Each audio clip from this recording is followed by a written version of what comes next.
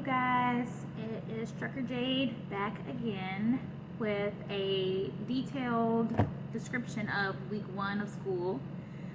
Please excuse my hair, I look like a hostage. It's been a really long week, okay? Really long week. I have some notes that I took, so if I'm looking down, that's what I'm looking at because I'm trying to remember everything that I told you. Well, that I wrote down. Alright, so starting off with the school.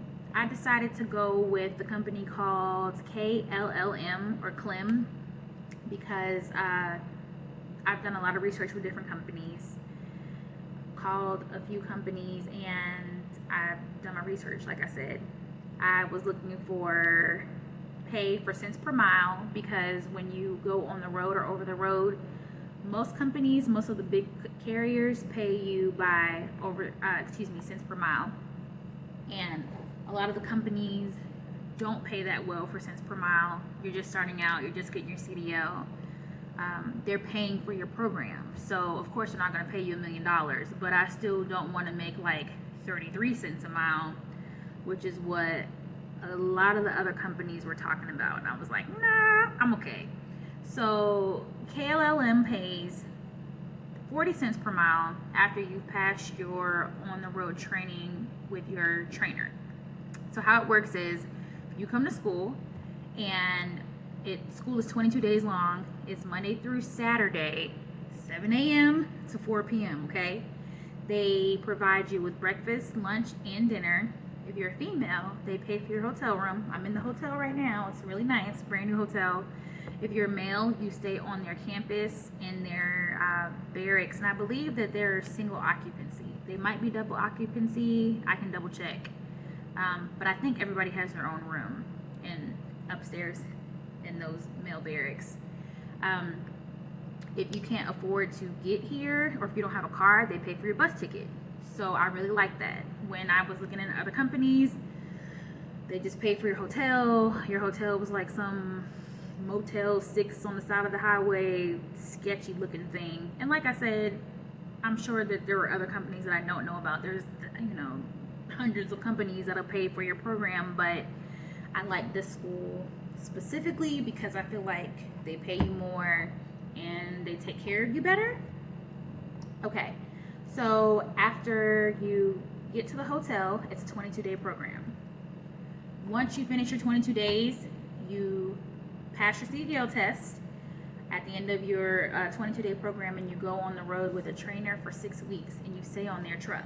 So if they are a regional trainer, which means like they stay locally around Texas, Louisiana, I'm in Texas, by the way, sorry, Texas or Louisiana or Oklahoma, they might come back every night, or you might get a trainer that's over the road and you're going to be on their truck with them for 6 weeks and completely gone for 6 weeks and not coming back. 6 weeks living on a semi truck. I have no idea what that's going to be like, so wish me luck. So this is my first week of school, and I have detailed entries of what we did so I can let you guys know.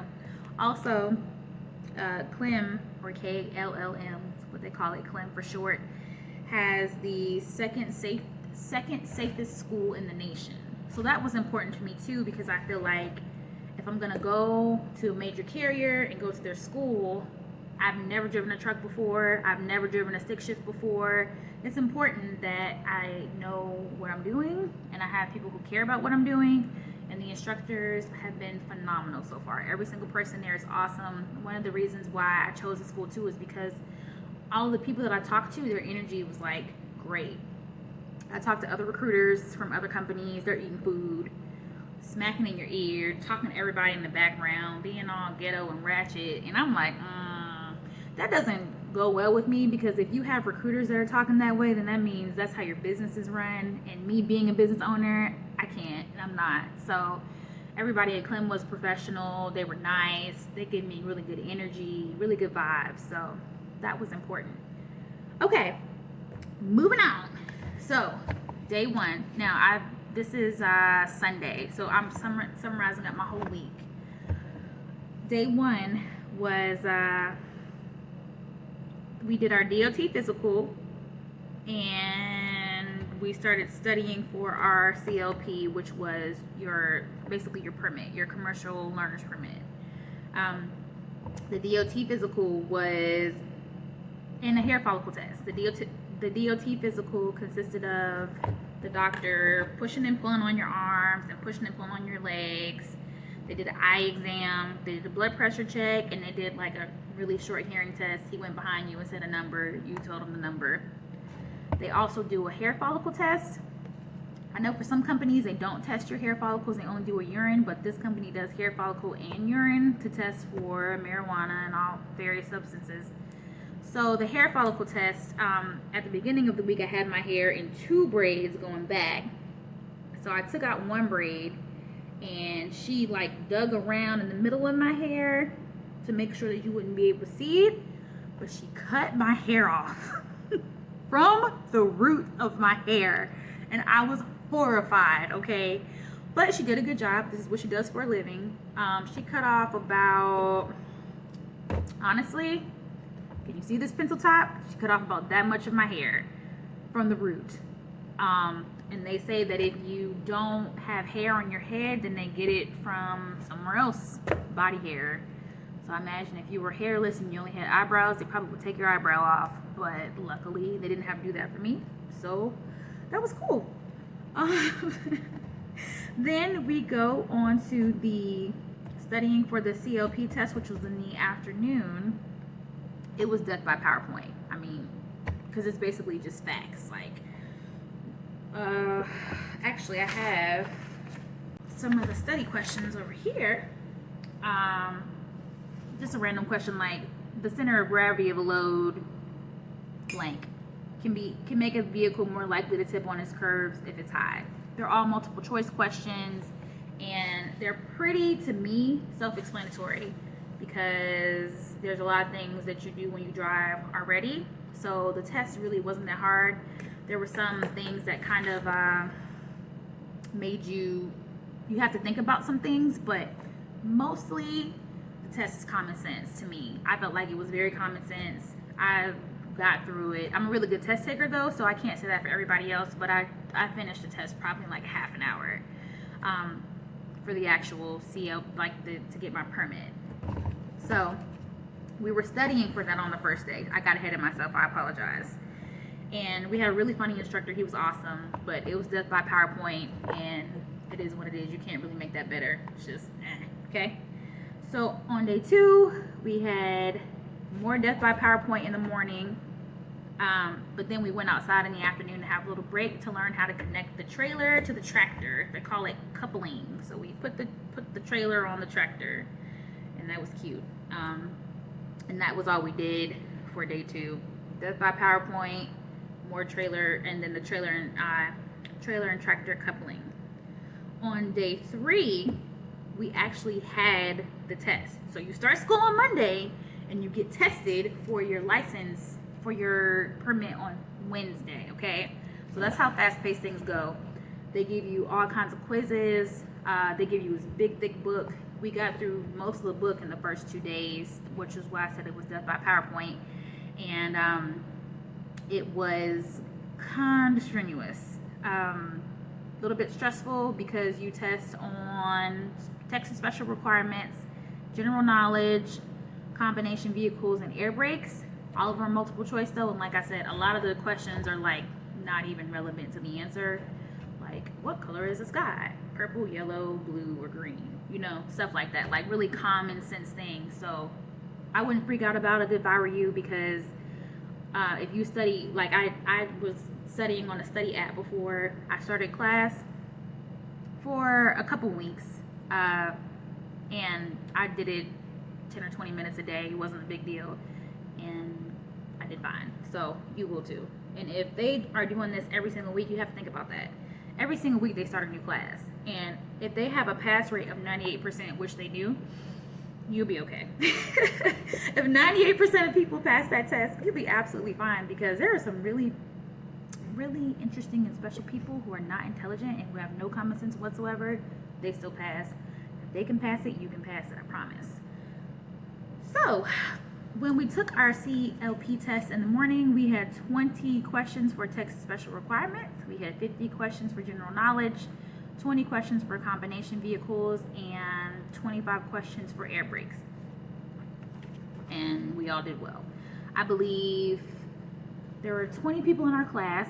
We had 6 people pass on the first go, and then we had some people who had to retest the next day for a test that they didn't pass. So like if they didn't pass the test and they had to retest the next day, but they only failed like one test or something, so it wasn't a big deal, and you can retest the next day. Okay, so after we did our test in the morning time, we had to go outside for the pre-trip inspection, which is basically naming all the parts on the vehicle and pointing out what they do. And this is a part that you'll have to do for your actual CDL test when you go out on the range with a tester. We have to do the pre-trip inspection. So that took up the rest of the afternoon because we were identifying the parts and then saying what we needed to say in order to pass that part of the test. And this is something that we're going to be doing every single day up until the actual test.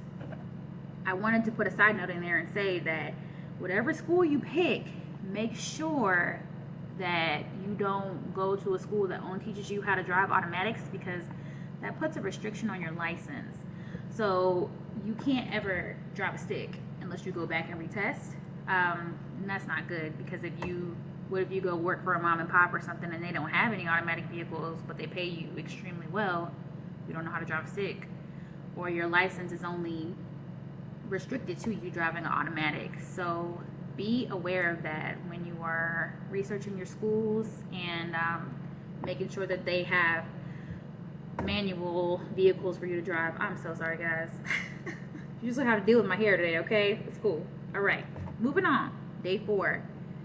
We were identifying our components for pre-trip in the morning time. We go to lunch at 11:30 to 12:30, and then we came back and we started to do straight line backing, okay? So this is our first time in the truck. We're on the truck range, and basically it is going forward in the parking space. We have the truck and the trailer attached to it. It's a 53-foot trailer attached to a semi, to a tractor trailer, which is the actual thing, the truck that drives. So we're in a parking space and it's in the range, and we're going forward, and then we just go straight back. Literally, it's called straight line back, and you go forward in the line, you come straight back in the line. But your job is to keep the trailer straight and make sure that you don't get out of the parking space. You're like in a box, you pull out of the box and you go straight back in the box. You don't use gas.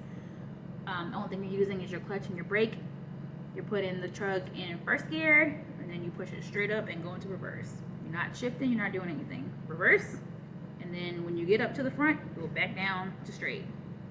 So that was pretty easy once you figured out what you were looking for, which are, when you're going straight, you're looking in the cones, looking to try to stay centered with the cones behind you. And when you're backing up, you're trying to make sure that you see the wheels and the trailer. Okay, that part was okay. My problem was, and still is, I cannot figure out how to clutch and brake at the same time. Like, no. In a semi, you have to make sure you don't have to press the gas in order to keep the truck on in a semi. You can take your foot completely off the clutch and the brake, and it's still going to roll backwards, so it's not like a car. But coming off the clutch and not slamming on the brake, but you got to push the clutch down before you push the brake down, so it's like crazy. And that's what we have with that. And when I take my foot off the clutch and then I slam on the brake because I'm trying to stop, the whole truck shakes. And they're yelling at me, push your foot down on the clutch. So I push it down on the clutch, but I slam it on the clutch and the truck shakes again. I'm like, oh my God. So luckily we're not in traffic and we're not doing anything. We're just on a like a dirt parking lot. Thank goodness, because yeah, they know what they're doing when they set this program up for people like me who cannot get their feet to function correctly. All right, day 5, we were doing straight line backing in the morning. We went to lunch, and then we learned how to do offset backing. And I will show you a description. Okay, so this is an example of how we do offset backing in the semi. I'm holding the phone with my hand, so I apologize for the shakiness in advance. Okay, so this is our truck parked in space 1 right here. And this is a safety space in between the 2 parking spaces, okay? So what we're doing is basically pulling out of the truck, pulling out of our parking space, and then we are going to angle the truck so that we are like so. Boop. Okay? And then after we aim the truck like so, we're going to back into space number 2. Well, we're going to straighten out and then back straight into space number 2. Okay? So that was the whole point of learning how to offset, how to straight line back, because straight line backing is just going up and coming back. And then to offset back, we go up, we go sideways, then we back up, straighten ourselves out, and go into the other space. Very simple when you don't try to fight it and think that you know what you're doing, because you really don't. Your instructors help you out a lot so that you don't mess up. At the end of day 5, we also took a quiz on offset backing, and that was it. So offset backing was definitely stressful for me, because you have to realize that excuse me, you're not in a car. Obviously, you have a trailer attached to you, and it's a 53-foot trailer, so you have to make sure that your trailer is not drifting. And if it is drifting, you have to turn toward the direction that it's drifting, not away from it. Our minds are to turn away from it, but if you turn away from it, it's going to drift even more in the direction that it's drifting, as opposed to getting back in line. So it's like, especially when you're trying to back it up, it's confusing, it's kind of stressful. It was hot outside. On top of that, my brain was fried after lunch. I was like, oh my God, I'm not a stressed out person. I'm not a crazy, oh my God, we're all dying. Never that.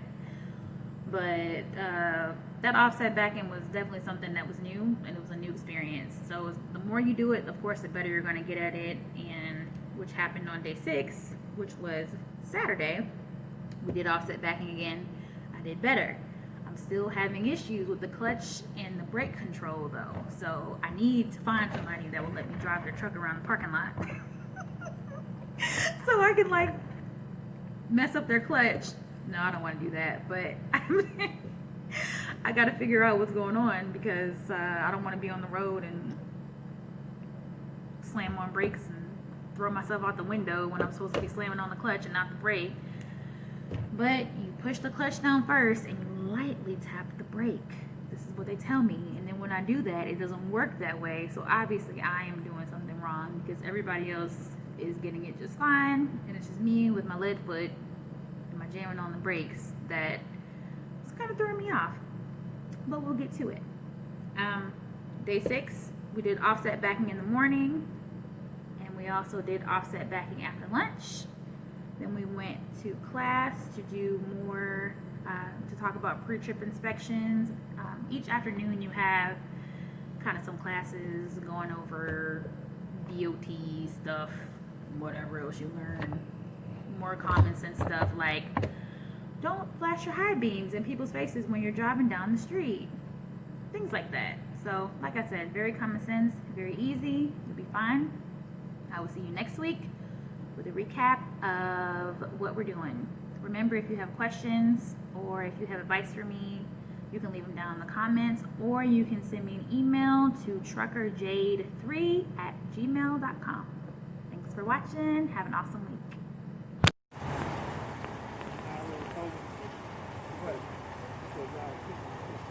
Oh, okay. We could do that now. I don't know how he gonna do it. How you gonna do it? Everybody drive? Everybody gonna drive. We could come on. take a minute. It didn't get too important. I hit the brake.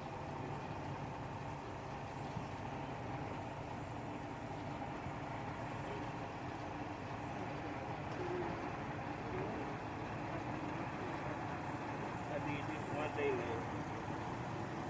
And then I did something go on.